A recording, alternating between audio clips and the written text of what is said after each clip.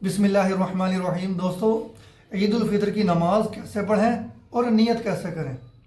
देखिए, अल्लाह के रसूल सल्लल्लाहु अलैहि वसल्लम ने इरशाद फरमाया, नियत दिल का पुख्ता इरादे का नाम है। अगर इंसान दिल में अगर इस बात का इरादा कर ले कि मैं इस चीज़ की नमाज पढ़ रहा हूँ, ज़ोहर की, असर की, ईशा की या किसी भी तरह की, और वो सोचने के बाद बिस्मिल्लाहिर्रहमानिर्रहीम अल्लाहु अकबर कहकर हाथ बांध लेता है, नमाज यहाँ से शुरू हो जाती है। बाकी अगर ज़ुबान से कह दोगे तो ये मुस्तहब है, अच्छी बात है। अब ज़ुबान से किस तरह से कहें, ईद उल फितर की जब नमाज की नियत बांधें तो किस तरह से बांधें।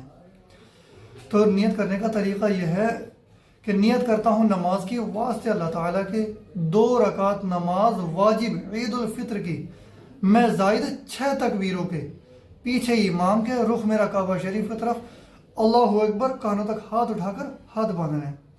इसमें 6 ज़ायद तकबीरें हैं, तो 3 पहली रकात में पढ़ी जाती हैं और 3 बाद वाली रकात में पढ़ी जाती हैं।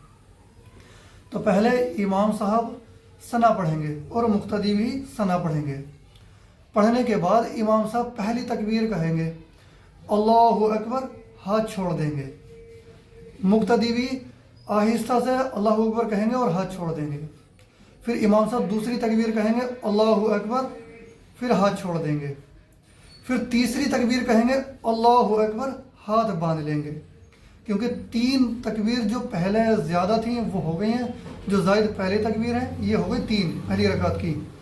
फिर इमाम साहब सूरत अल फातिहा की तिलावत करेंगे, फिर दूसरी सूरत पढ़ेंगे, फिर रुकू सजदे जैसे किए जाते हैं वैसे करेंगे।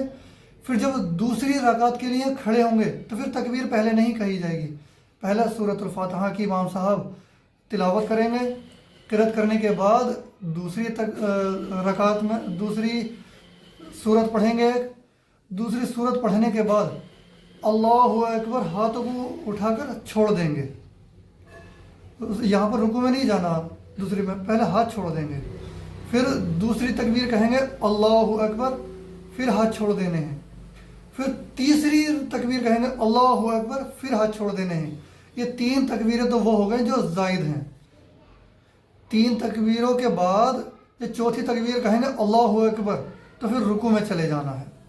रुकू में जाने के बाद फिर रुकू सजदे, फिर तहियात कायदा आखिर में ऐसे ही बैठा जाएगा जैसे नॉर्मल नमाजों में हम बैठते हैं, और नमाज मुकम्मल कर ली जाएगी।